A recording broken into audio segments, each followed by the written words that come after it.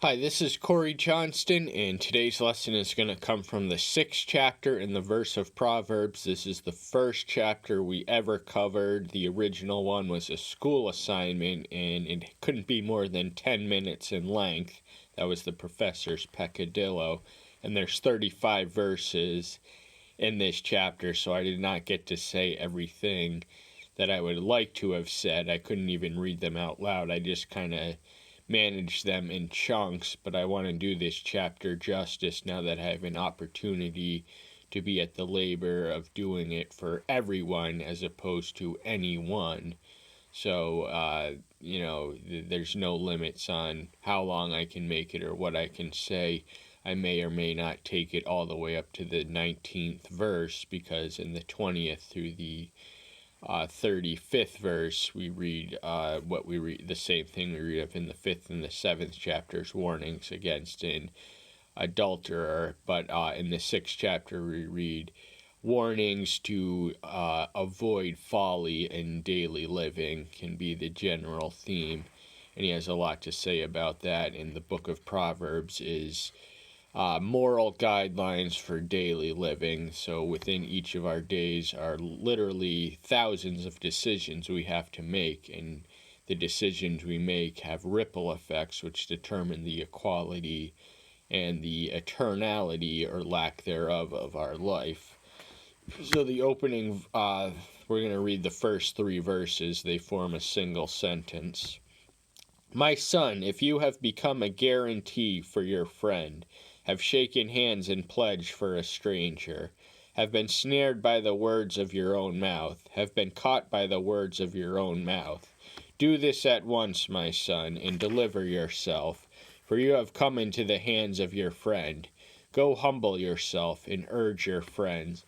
So he's speaking of the situation where one might pledge themselves as a debt to a friend or a second party. This was a practice common in the ancient world, and this particular stooge had been allowed himself to snare himself with the words of by his own mouth. He volunteered for the assignment. He didn't know what he was signing up for.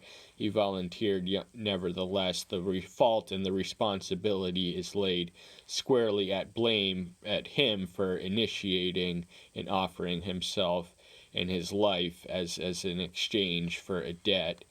And since his words got him into this mess, the only way he can get out of them is by the same words, and he has to waste no time at all but to deliver yourself by ask for forgiveness. This requires humility to let you lease from the bond, which will otherwise enslave you and take you to places you do not want to go and do things you do not want to do, all because you couldn't discipline your mouth, which is a wellspring of wisdom or folly, appropriately. Give no sleep to your eyes, nor slumber to your eyelids. This reminds us of Psalm 32:2 or 23:2, where the one who watches over Israel neither rests nor slumbers. Now, of course, we do have to sleep. Sleeping is necessary and vital for physical and refreshment, so we do have to do some sleeping, but we should sleep only when bare necessity. If possible, we should give no sleep to our eyes, because even though sleep is necessary for rejuvenation and restoration, no positive active work can come when we are sleeping. Deliver yourselves like a gazelle from the hand, and like a bird from the hand of the trapper. So Solomon was a zoologist. He had an eye on the animals of nature. He could name them all. He could describe them all. He had systems and categories in which they were in. So he uses some as metaphors to communicate, impart instructive lessons. So a gazelle is a graceful creature that is capable of delivering itself from the trap of one's own hand. of humanly devised traps. Gazelles have a graceful elegance that often steps over or is not bound by them. And not every trapper is successful in getting birds. Birds are difficult to fall into the hands and be domesticated. All they have to do is fly away. So it's really an art to trapping to get them into one location, and then to once have them, they're basically reduced to your slave in your cage for as long as you will. Go to the ant, you lazy one, see her ways and be wise. So there is no animal in nature that is too small for Solomon or us not to learn from. And the ants, they don't seem like much, but they are a profitable lesson for one who are constantly busy, constantly working, and oriented towards something constructive for their survival. Her ways, even though they don't have much of an idea of the logistics of it all, they're all geared one way, and it all works out. They don't really understand the way that they survive, but they are wiser than themselves because each and every individual performs its collective roles, which collectively contributes to something greater beyond themselves that feeds them all and allows each of them to survive.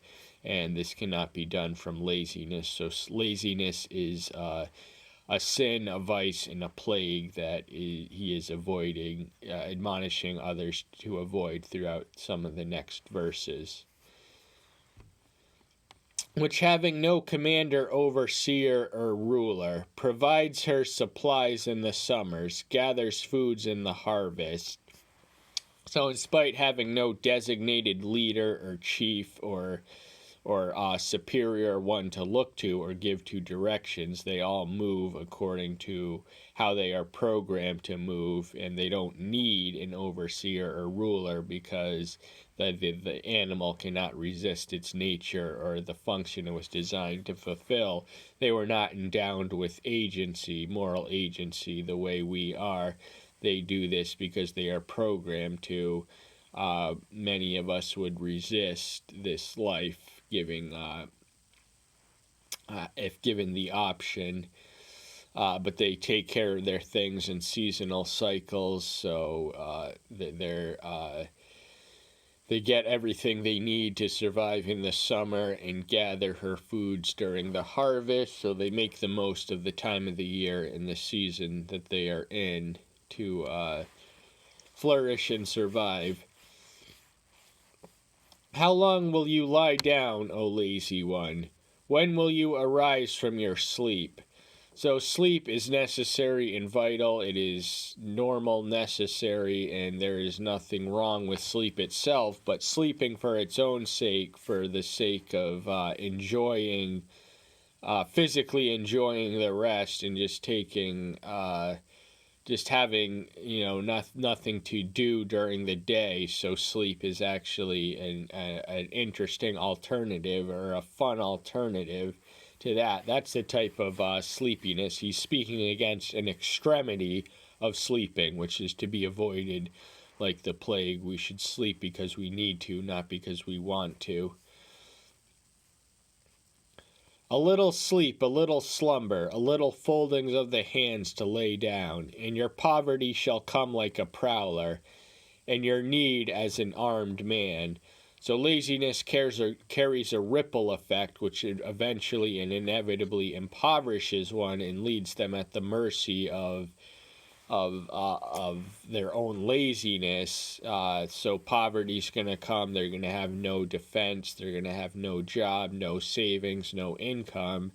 And they're going to be stuck in poverty for a while at least because they were lazy when they should have been diligent.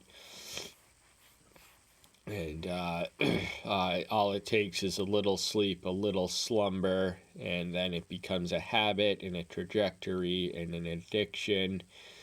And it starts so innocent and simple, a little folding of the hands to lay down, then you're just asleep and you're wasting the day away, you're not getting anything done.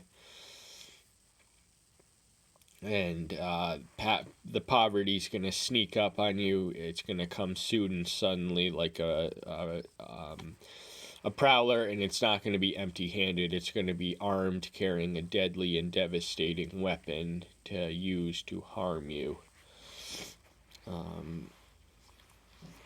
A man of Baal, a wicked man, walks with a perverse mouth, winks with his eyes, shuffles his feet, points with his fingers. Perverseness is in his heart, plotting evil at all times.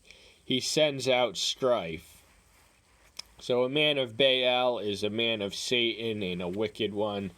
Baal was also an extension of Baal, the Ammonite storm fertility deity, and he was in many of his worshippers were immoral people from worshiping the wrong one. This is reflected in their their vulgar, profane speech and language, and they're just they're flattering. Anyone who winks with his eyes is not really communicating with you. They're flattering, and flatterers, 8 out of 10 of them, are trying to manipulate you. They're not trying to communicate with you. And shifty feet, that means he's not walking in one direction. He's all over the place. He's got a mind and a map of his own. He's pointing with his fingers. That could mean any number one of things, but coming from him, it's not going to be good. Because perverseness is in his heart, and he is plotting evil at all times. He is laying awake at night, thinking of new ways to hatch evil, plotting conspiracies. It is his every waking moment, this man of Baal, who is even worse than a lazy man. He sends out strife, so he from him emanates conflict, commotion, desire, and chaos, or not desire, but desire for peace because of the chaos he creates. These 6 Yahweh hates, and 7 are an abomination to him. So we do read of 7 things that he does not like, that he despises, that he considers abominable. And a lot of people have this notion, this concept of a creator who is so perfectly incapable, so perfectly loved that he is incapable of hate. But the fact is that if we ourselves grew to love God more, our hatred for sin would increase in proportion. We would hate it with a white hat passion, and we have to hate our sin because of what it does. It deprives us of access and fellowship to Yahweh Almighty.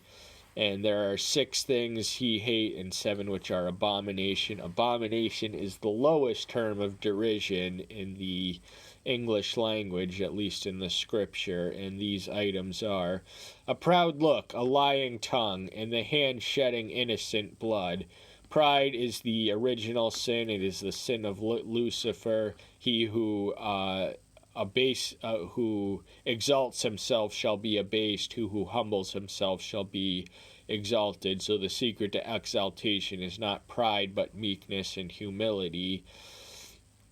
A lying tongue, a liar shall not tarry in my sight, we read of in Psalm 108, verse 3, because liars are no good. They serve no constructive purpose. They have no real value except tearing asunder the fabric of a community.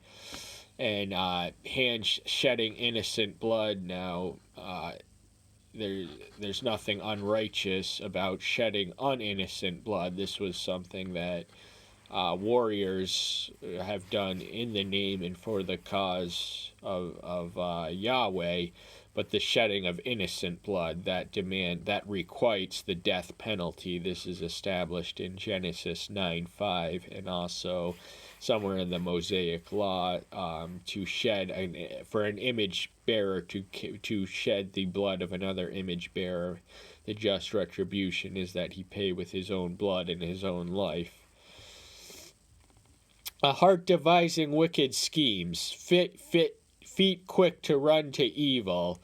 So the heart devising wicked schemes, we read of this, plotting evils at all times. That's basically the same thing. We read of something similar in the opening verse of Micah's 2nd chapter. We read, "Woe unto them who plot evil all night." So these are people who spend time and exert mental and physical energy on the devising of wicked and evil plots, schemes, and conspiracies and crimes, and exert a great amount of mental activity devising them. They stay up at night just thinking about getting away. It gives them a reason to live and a reason to exist. And feet that are quick to run to do evil, these are the ones who don't even resist the way out of temptation, because 1 Corinthians 10:13, there is a way out of every temptation. The sinner doesn't even look for the way. Their feet just run towards evil. They do not carry the feet of the gospel of peace that we read of in Ephesians 6:15 that we have. They have a feet that run to do evil. Can't get there quickly enough. A heart devises a false witness breathing out lie, and one who causes strife among brothers. So liars, say this is closely connected to a lying tongue. A false witness is someone more specifically who lies in court. They perjure themselves by bearing false testimony. They breathe out lies in public and in court, which is a sacred place of justice. And one who is a stumbling block. The New Testament has causes strife. That means creates conflict and chaos and disharmony and division amongst the brotherhood of fellowship. This is an object of derision and an abomination to Yahweh. And that does not mean we should not love the people that do these things. We should hate the things that they do. And in the interest of winning the ones we love back, we should tell them to stop doing these things and let them know aware that what they are doing is hated by Yahweh in heaven. But that's all the time we have for today. We're going to save the adulterous section. It's a lesson in itself, spanning the range of some 16 verses for a later day. That's all the time we have for today. Thank you so much. I'll see you soon. Take care until then. Bye-bye.